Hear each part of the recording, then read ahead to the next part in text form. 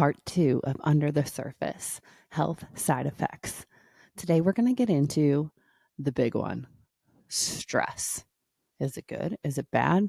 All the above? Let's see. Hello, butthole breathers. How are we doing today? I am so excited to dive into part 2 of this series, Under the Surface Health Side Effects. If you haven't listened to part 1, it doesn't have to be in order, but make sure you go back and listen to it. We're going to kind of dive into some of these things that are so controversial and topics that I get asked about a lot. I know the doctors in the office get asked about a lot. And sometimes they get this reputation for being so bad, so terrible. But are there good parts to them? And do we need them? And that's what we're going to kind of dissect in these episodes. So today we're going to talk about stress. And that is something that carries a very negative connotation, is it not? And it is something that I passionately believe, I'm going to hop up here on my soapbox, that is not talked about enough because it is affecting your health big time. From your injury and your pain, is it better, is it worse, your healing time, but also all these other things, autoimmune diseases, illnesses, cancers, brain fog, everything, including menopause, PCOS, ladies. So I wish as doctors we were able to sit down, and we do that at my practice, but that's why I don't take insurance, to sit down and be able to really get into this and your life and figure out what are some of these triggers, what is your stress, and how is it correlating to your pain or your injury or how you're feeling. It is huge. You can read research papers coming out now and came out of Harvard, and like they were saying, yeah, there's a correlation to cancer and stress. I talked about in other episodes, like my journey of random illness, mysterious illness. And yeah, stress is a huge component to that, and it needs to be managed, or your body just goes in the snowball and gets bigger and bigger and bigger, and you just feel worse and worse and worse. And it's kind of hard to stop. So we know it's bad, but I'm also going to tell you it's good, which I know sounds crazy. I just said how bad it is. But there is a component of stress that is good.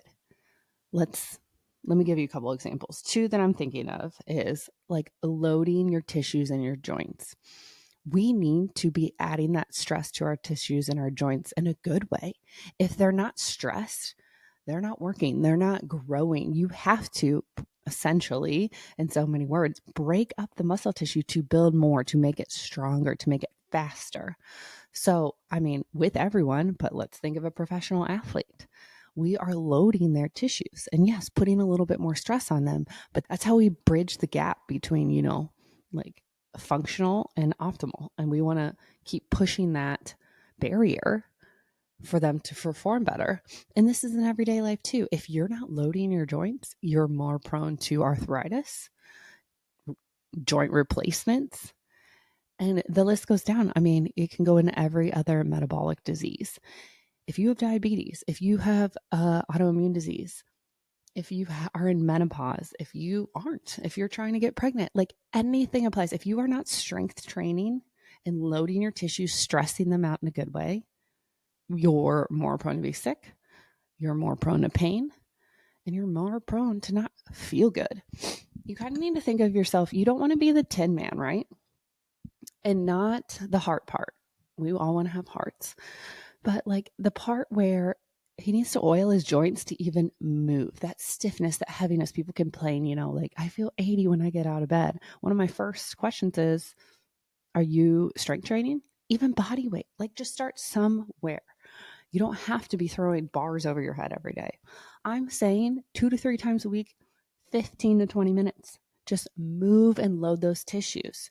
Super easy. I talk about this in De-Stress in 20. Like, just get that. Right now it's on sale for Father's Day. I have it at some ridiculously low price. And if you do that 2 or 3 times a week, then you could add maybe a band or a weight. This doesn't have to be as hard as we make it in our head. So that's a good kind of stress. And the second example I have is Another kind of good stress is like excitement and nervousness, like you're about to do something. Like maybe you just got a new job or a promotion, or you're going to your kid's big game. Maybe you got tickets to your favorite concert. You're going on vacation and you're so excited. That is still technically stress. And we just need to be aware of that. I don't want you to not have that, but I want you to realize, yes, that has an influence. And do you notice, does it make your pain better or worse? It can be both. I've seen both. And then what are your tools to help manage that? Let's talk about that. And this is stress nervous system regulation. And they both go together, right? What is your stress outlet? I can't do this 24/7, but one of mine is like water sports. I'm on the water doing the surfing. I slalom ski. I love to tube, but I can't do that all year. But man, no one can get at me. My phone is nowhere near me. You're in nature. I'm in water. I love being by water. And talk about being able to be in the moment and actually relax or process some of these things. But I truly believe everyone needs a 30-second reset plan throughout the day to manage your stress, and a morning routine. And one of my friends, Louis, he was on the podcast earlier. If you go back and listen to his interview, he says, you got to win the morning, like have a plan. And I loved that. And so I'm using it. You got to win the morning before you even start your day. What is it that you're going to give yourself 5 minutes? Maybe you have a lot of time in the morning. You can give yourself 2 hours of a routine that's going to set you up for success, that makes you feel like I accomplished something. I managed my stress and I'm ready to go. So let's talk about a short one. Why don't you breathe in bed, breathe in your butthole? You can listen to one of those. You can episode 17 or download my free Breathe Out Attention series. 2 minutes. Then maybe do some press ups and some stretches and write down 2 to 3 things you're grateful for. And already there, you're winning. And what did that take? 3 to 4 minutes, 3 to 5. Okay. Or you can make it longer. Okay. Maybe wake up, do some breathing, get out of bed, go for a walk outside. And then you're in nature, you're getting your vitamin D. Little preview of last week's episode, part 1. And maybe you have time to do a sauna or a cold plunge, and then do a little mini workout or a full workout. I mean, you can make this what you want, but I want you to brainstorm, and even in the comments, like brainstorm some ideas. Tell me, if you're watching on YouTube, like what sounds good to you, or like what really kind of gets you excited that is like, oh, that'll be relaxing.